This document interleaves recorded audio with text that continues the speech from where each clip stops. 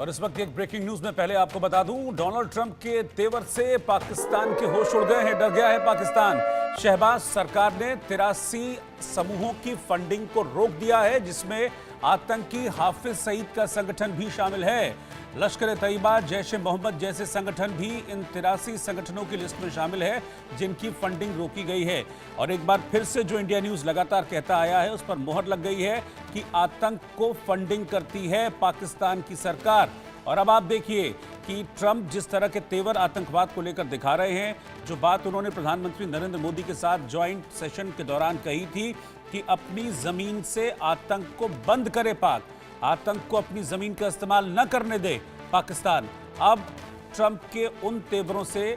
शहबाज सरकार की घिघी बन गई है और इसीलिए यह खबर आ रही है कि 83 ऐसे संगठन हैं, 83 ऐसे संगठन हैं जिनकी फंडिंग को रोक दिया गया है। मेरे साथ अजय जांडियाल भी इस वक्त साथ में जुड़ रहे हैं। अजय, ये उस धमकी का तो असर है ही जो डोनाल्ड ट्रंप ने प्रधानमंत्री मोदी जब साथ में खड़े हुए थे तब पाकिस्तान को चेतावनी दी थी कि आतंक का जो इस्तेमाल है अपनी धरती का, उसको रोकें, आप आतंक न होने दें अपनी धरती से। लेकिन साथ ही साथ यूएन में जिस तरीके से जो भारत के राजदूत, जो भारत के डिप्लोमेट थे, क्षितिज त्यागी, उन्होंने जिस तरीके से पाकिस्तान की पोल खोली थी, ये उसका भी इम्पैक्ट है कि अब पाकिस्तान को लग रहा है कि और एक्सपोज ना हो जाऊं, अभी एफएटीएफ से बाहर हुआ हूं, कहीं फिर अंदर ना आ जाऊं। देखिए रोहित, बिल्कुल सबसे बड़ी बात एक आपको बताऊं कि भारत ने जिस तरीके से दुनिया के सामने पाकिस्तान की असलियत को रखा कि पाकिस्तान किस तरीके से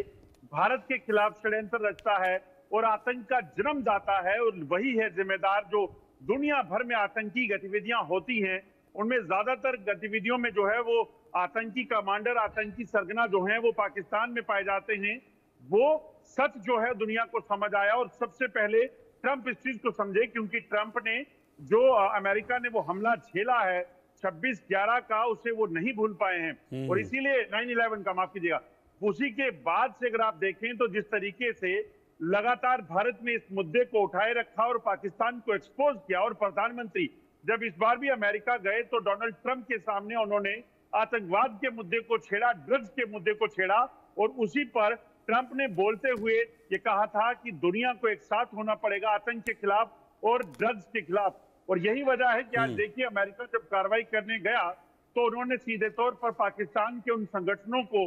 उन पर पाबंदी लगाई, क्योंकि अमेरिका ऐसा देश है जहां से कई करोड़ों अरबों रुपए की फंडिंग जो है वो पाकिस्तान में जाती थी। दुनिया के कई ऐसे देश हैं जो एजुकेशन के नाम पर, सोशल एक्टिविटीज के नाम पर और कई चीजों के लिए जो है करोड़ों अरबों रुपए दुनिया से इकट्ठा करते हैं, अमेरिका से इकट्ठा करते हैं। पाकिस्तान भी उन्हीं में से एक था। और हाफिज सईद का संगठन, जो सब जानते हैं कि किस तरीके से दुनिया में लगातार और भारत में लगातार आतंकी गतिविधियों के लिए जिम्मेदार है, आतंकियों को पैदा करता है और आतंकियों के जरिए लहू बहाता है, उस संगठन को भी अब अमेरिका ने बैन कर दिया है। और ये बैन करने का मतलब सिर्फ बैन करना नहीं है, इसका मतलब है कि पाकिस्तान एक्सपोज हो रहा है, क्योंकि ये वही हाफिज सईद है जिसको कहीं ना कहीं रेड कारपेट पाकिस्तान की सरकार देती है। और पूरे पाकिस्तान में इस आतंकी कमांडर को, सरगना को जो है वो पूरे तरीके से एक्सेस है, चाहे वो सैन्य ठिकानों पर हो, चाहे वो सरकारी दफ्तरों में हो। इतना ही नहीं बल्कि वो अपना एक पॉलिटिकल पार्टी बनाकर चुनाव लड़ता है। तो ऐसे में एक बहुत बड़ा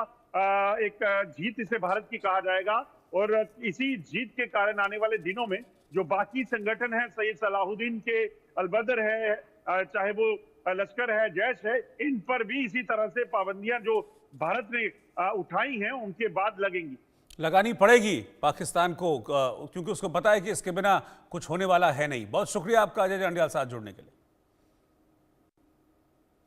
और आगे बढ़ते हैं, देखते हैं आंकड़े हमारे।